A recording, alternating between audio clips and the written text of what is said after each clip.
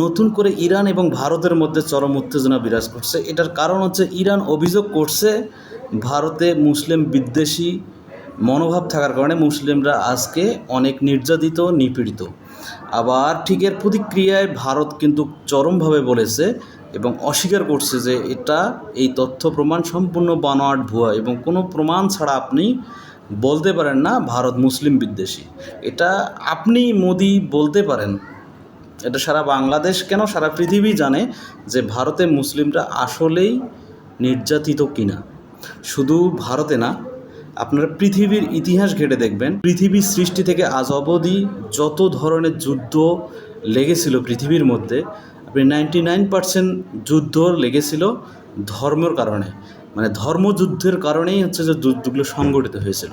ধর্মের কারণে আসলে এই যুদ্ধগুলো সংগঠিত হয়েছিল। আর ম্যাক্সিমাম ক্ষেত্রে মুসলিমদের সাথে হিন্দুর, মুসলিমদের সাথে খ্রিস্টানের, মুসলিমদের সাথে ইহুদি, ম্যাক্সিমাম ক্ষেত্রে। এটার কারণ কী হতে পারে আপনারা কমেন্ট করবেন। আর হচ্ছে যে আমি যেটা মনে করি, সত্যের সাথে মিথ্যার লড়াই চলবে। পৃথিবী যতদিন পর্যন্ত ধ্বংস হয়নি, সত্যের সাথে মিথ্যার লড়াই চলবে।